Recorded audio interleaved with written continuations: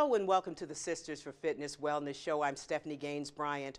Our guest today is Dr. Amina Watson. She's a pediatrician with the Johns Hopkins Community Physicians in Bowie. Welcome.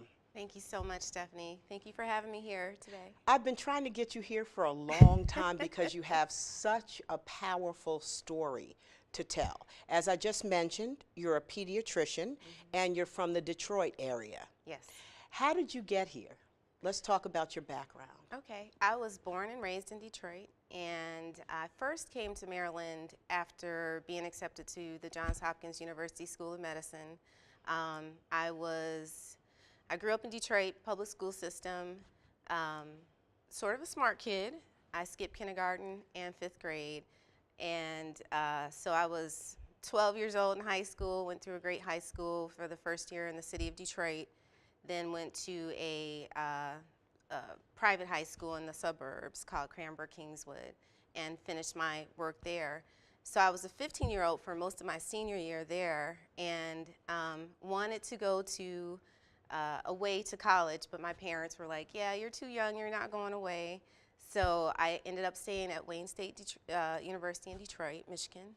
And but how was the socialization piece? Here you are, 15 years old, you were so young. Did you find that difficult, the whole socializing with people who were a little bit older and probably more mature than you? Not really. I'm sure I had some times where I told my mom, you know, I don't have enough friends, but I was so focused on becoming a doctor. I had a doctor, pediatrician for my whole life, Dr. Khan, and he'd ask me every time, I don't know why he started to ask me this, are you going to be a doctor or a nurse? Nothing against nurses, but I'd say a doctor. And so, you know, for whatever put that inside me, I had many goals. I loved art, I loved dancing, but I really wanted to be a healer. I wanted to help people. I wanted to be a doctor. So, and what age did this start coming to you? 10, 8? Oh, like 4, 5, 6, 7, 8, something Wow. like that. Because I remember writing. I also wanted to be a writer. And I would write, you know, Amina Watson, future, you know, doctor, millionairess, writer, dancer. Wow. So I was envisioning all these things at an early age. And there were no other doctors in my family. I just knew that, you know, very early on that people around me would sometimes hurt. Not just physical injuries or what have you, but I really wanted to be able to help people heal. And that's what was in my spirit from very early on. So then you went to Wayne State. I went to Wayne State University on a full scholarship. So that was a huge blessing. That was actually, my dad was like, yeah, you're going where the money is for college. So it was a good experience because I got to still be at home and still grow. So in hindsight, it was good for me because I got to mature still under the watchful eye of my parents. You got into what most would call a dream school for medical school. Tell us about that. Yes. I actually saw Dr. Ben Carson. He came and spoke somewhere probably in my freshman or sophomore year in college. That was the first time I even heard of Johns Hopkins. And I think at that time he might have been promoting the Think Big book. But he, you know, just seeing him, he's from Detroit as well. Yes. Seeing his story, knowing that someone like me could do that. I was like, okay, let me check this place out. It seemed like a great institution. It produced him, it produced many other people, but you know, it wasn't something where somebody in my family encouraged me.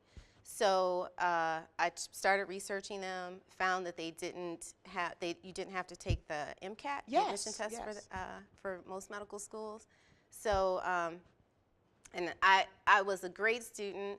I didn't feel like I was the best test taker, so of course I was like, well, let me check it out because I don't have to take that.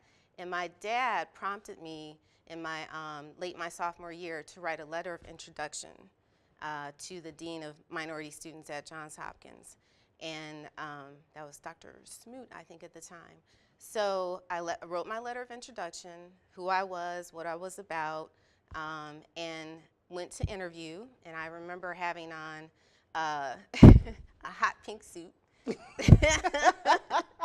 17 years old, going to go interview for medical school.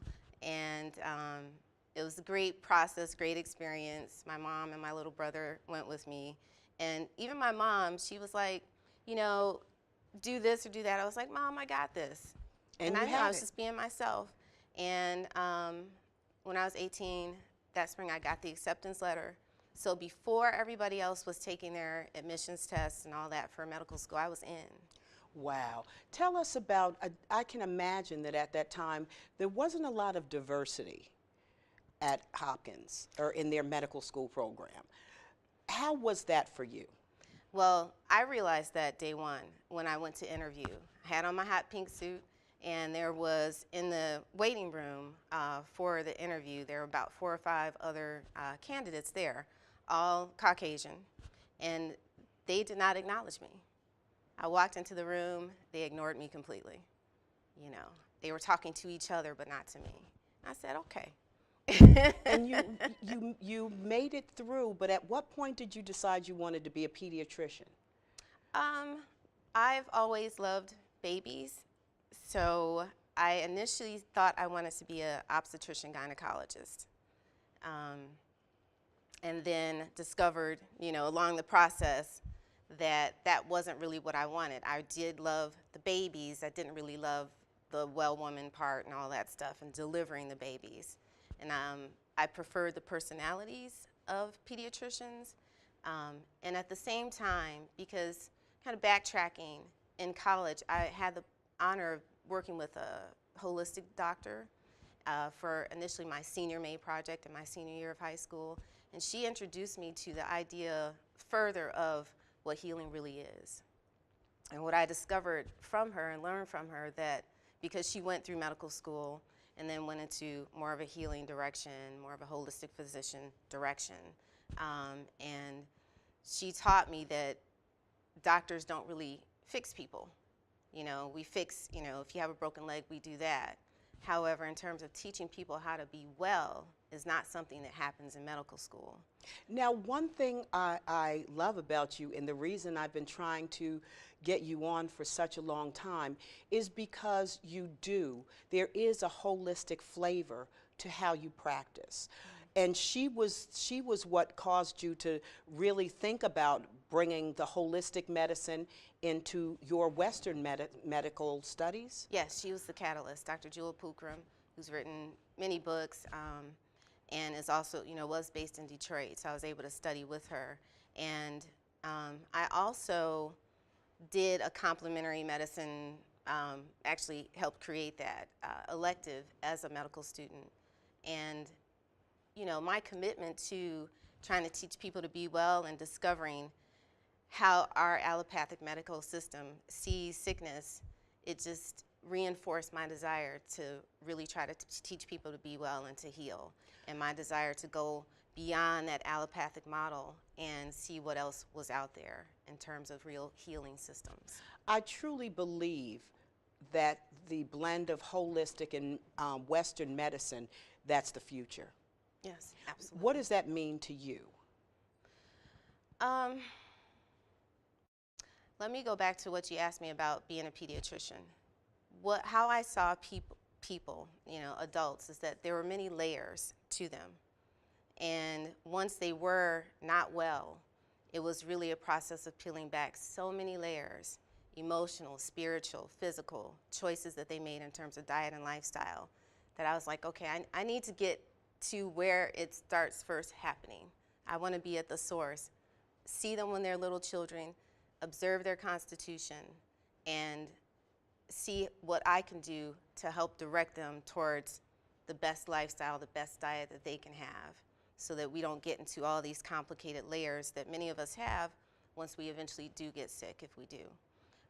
So I also wanted to go into pediatrics so I could start from the beginning, so to speak, and to observe and see these children as they grew, and when they got old enough, be able to tell them, look, maybe you don't need to eat this or eat that. You need to do this, practice this exercise, and maybe not that, and really be able to get to know them. When we're talking about holistic medicine, what exactly are we talking about? Are we talking about holistic as far as what you're eating? Vitamins? Are we talking about acupuncture? What are we talking about? What does holistic include? It includes many things, and the term holistic is one term, complementary, alternative is another term. So I personally have studied naturopathic medicine, which includes herbs, diet, nutrition. I've studied yoga as well. I'm a certified yoga teacher, which includes not just what people think of as the asanas, the yoga movement, but also breathing. And the yoga moves people see as sort of a self-massage, and it really is a healing system completely. I've also studied homeopathic medicine, which is more to really an energetic type of medical system, but it incorporates many systems that are older than allopathic medicine, homeopathy included, and really looking at the whole person. So holistic sometimes is spelled with a W, and I tend to like that because we're looking at the whole person. And if you are diabetic, for instance, type 2, for instance, which is more diet-based, there is some genetic component. But looking at what else can we do to support you and maybe correct some of the mechanisms that have created that illness, that dis-ease in your body. How important is diet to lifestyle? It is extremely important. We all heard you are what you eat, and I really do believe that. Your gut is where your immune system basically does also live. So if your gut is not healthy, you can't be healthy. And I do believe that based on all the systems that I've studied and what I've been taught, and there's a lot of knowledge out there, and it's wonderful to see it coming back where people are realizing my gut biome is really important, and taking their probiotics and understanding what foods don't resonate with them. And it's not always just about, well, it gives me hives, it makes me feel bad, starting to investigate, is gluten good for me or not good for me? My children, I ask them this question every couple of days. How often are you eliminating? Yes, ma'am. How important is that to make sure you're eliminating on a regular basis? It's so important, and you've seen my models of health. Yes. Mottos. And at the top, I kind of moved around, but at the top, one of those models is to eliminate every day, to make sure you have a soft bowel movement every day that's easy to pass. And a lot of kids, they laugh at that, even the adults laugh, but, and I just did that just one day, just spontaneously. And one of my coworkers said, Dr. Watson, people are looking at that and they're just taking it with them, even the adults. And I said, oh, well, that's awesome, because you have to detox. Even if you are taking 1 million vitamins, how is it going to get absorbed into your body if your gut is not clean? So you need to if you eat every day, our gut is there to take out the toxins. Our food system isn't great. It's very clean, but it's not the greatest food system in the world because we're not necessarily going out in our own gardens with clean soil and eating what's there. But it helps drive out those toxins. Our gut is one organ that eliminates toxins. Our skin is another. For women, we have our menstrual cycle. That's another way to clear toxins from our body. What is the ideal diet? Are we talking about a plant-based diet? Does it depend on what's going on with you health-wise, what you eat? Is there an ideal diet that we as humans should be eating? Well, that is a fair question, and I must say it depends on the person. It depends on their environment. I do think you should eat what is in a radius of where you live. So, for instance, I do think a plant-based diet is best, and that we should not be consuming a lot of meat products or what I call a lot of non-foods, packaged foods, that have a shelf life of 4 or 5 years. That's not alive. We're living. We need to eat things that are mostly alive. Now, there was a report just a couple of days ago, and you deal with children. Mm-hmm. It was about the fact that teenagers don't eat breakfast and that they're getting their meals from not so great sources. Mm-hmm. How do you pass that on to your kids? How do you get them? Now, I haven't had a problem because I started mine very early. At 2 years old, you're eating some collard greens. Yes. You know what I yes. mean? So how do you get your kids to eat right? I mean, even though you're trying to be a good role model, they've got so many influences in the school food. I hate to, it's disgusting. Yes. How do you get them to focus on eating the right things? I do believe it starts early. If you give your children, you know, those green vegetables, and people, of course, ask me that all the time, and I tell them, well, when you start feeding your child that late infancy stage, give them something green. And that should be one of the first tastes that they have, because humans love sugar. We're always going to eat sugar. We're always going to eat salt. That's how we've been able to, you know, arguably be sickened by the non-foods that are out there, because it's full of salt and sugar. And that feeds sort of like an addictive process within us. It's easy to eat that. However, having those healing taste of something that's pungent and bitter, like greens, is so important, because those are foods that heal you.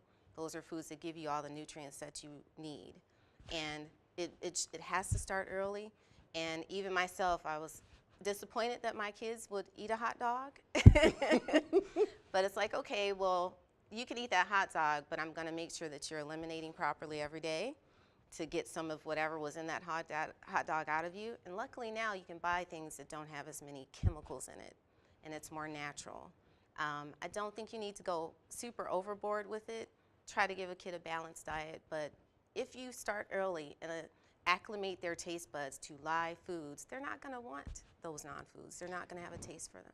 Now, when a parent comes into your office, you talk to your teens one-on-one.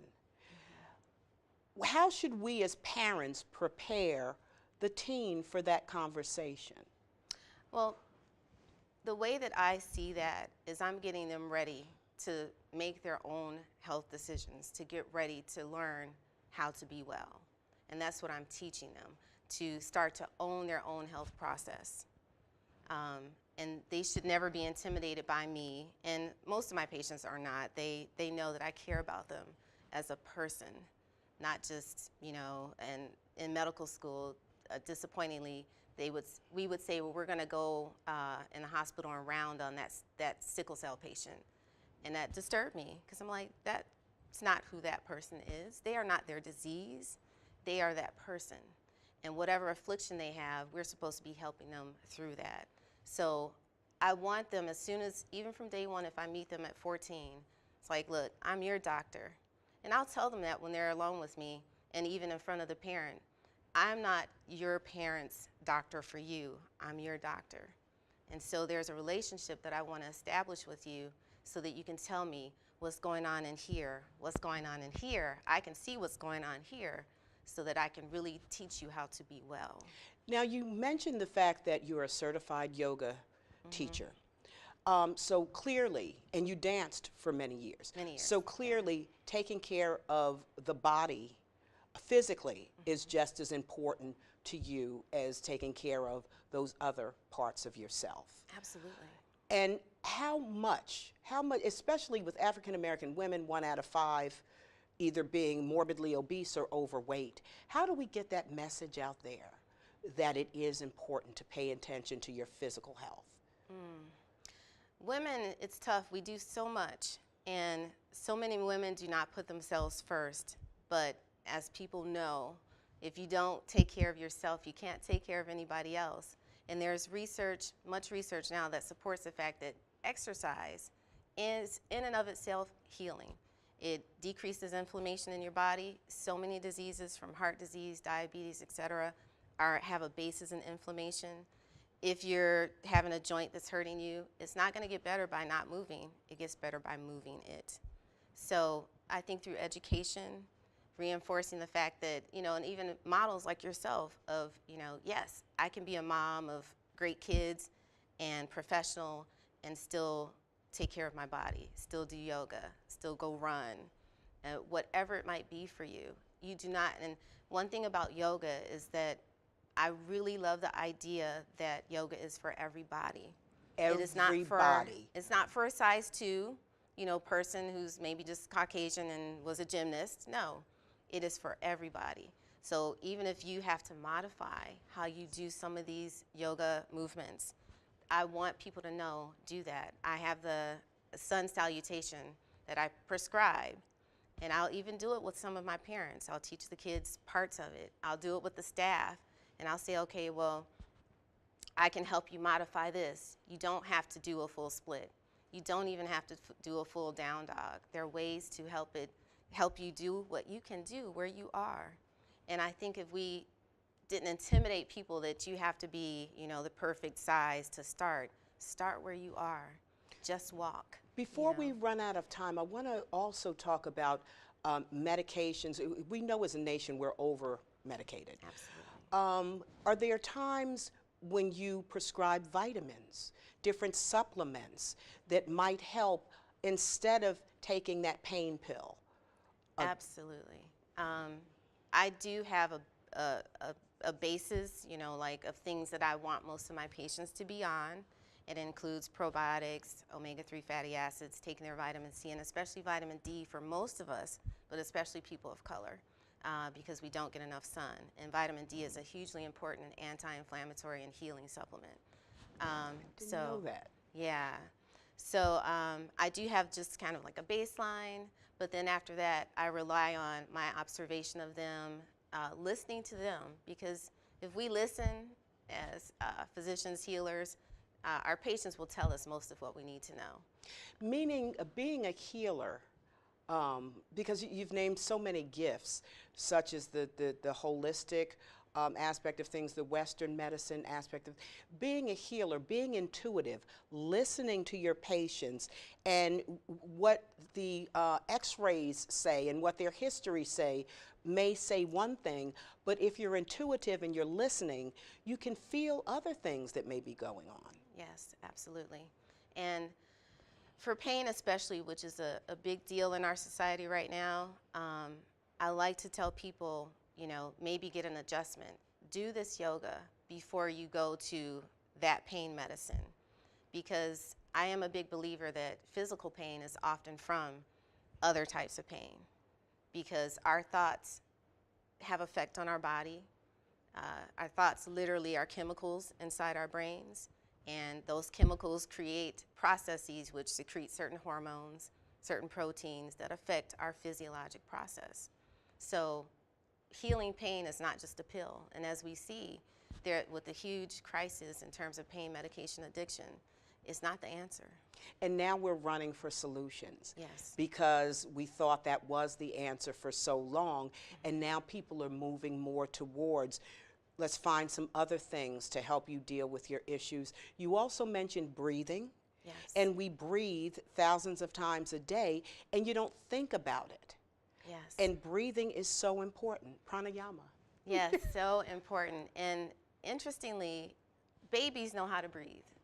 However, by the time they get about school age, I'm often teaching children how to breathe again, because they do it in people breathe in a shallow way. In their chest. In their chest and not from their abdomen as it should be. So I'll prescribe belly breathing. Have them do some child poses. There's literal child pose, but also poses that are good for children, like the corpse pose, which is just laying flat and just watching your belly go up and down. So, in wrapping up our discussion, if you could give some teenagers the key, what would you say the key is to living a healthy lifestyle as you move into adulthood? That's a big question. You got to write it. You just got to start. You just got to write that book. I do. Work on it. That's, the models that I did have. It really is about recognizing that you are a whole being. You're not just your physical body. You're your spiritual self, your emotional self. And all of that interacts with each other. So you need to take care of yourself on all of those levels. You need to put good food into your body so that your body will inherently heal itself, which it can and will so often. You need to put good food into what you're seeing, what you're taking in. I tell my kids, everything is food. So if you're listening to music, that doesn't resonate well with your spirit, your body, that's going to bring you down. And if you're reading things or seeing things online that are not, helpful to your energy, then that's going to bring you down. That's going to affect you. How about self-esteem with girls, which is a big issue? Oh, absolutely. I'm not a huge fan of the internet. I know it's useful and it's purposeful, but it is a reflection of us, so I can't blame the tool, because the internet can be a great tool. But your esteem really has to come from, of course it comes from your parents and your upbringing. But sometimes as we grow older, as we know, that sometimes that's not ideal. You have to find your own value. And one thing yoga did for me especially, I'd get on the mat at first and just have like emotional, just like outpourings. Because one thing it did help me to do was to be still. Yes. And to understand that wherever you are, whoever you are, you're exactly as you should be at that moment. And that moment, those moments of self-acceptance, which of course we should be taught from the womb and beyond, sometimes you have to get back to that on your own. And once you accept yourself and you love yourself exactly as you are, exactly where you are, then that's the key. I'm a Harry Potter nerd, and one of my favorite lines in the book and the movie, I don't remember the mirror, but it's a big mirror that he's looking into, and it shows you what you wish for, what you wish could be. And Dumbledore says to him, where we should all be is where we look into that mirror of everything we ever wanted and see ourselves exactly as we are. That's powerful. Yeah. That's powerful. It's been a pleasure talking to you this morning. Thank you so much. And hopefully, there's just so many other things that I didn't get to talk to you about. I wanted to talk more about the whole pediatrics thing. Yes. And I mean, there's just so much that you have to come back and do another 30 minutes. I sure will. Absolutely. We've been talking to Dr. Amina Watson, and she is with, I have to read this, Johns Hopkins Community Physicians in Bowie. She is also a yogi. Yes, I am. And you do a wonderful blend of Western medicine and holistic medicine. Thank you so much, and you're just an incredible role model for all of our daughters. As are you. Thank you so much. You've been watching the Sisters for Fitness Wellness Show. I'm Stephanie Gaines-Bryant. Have a great day.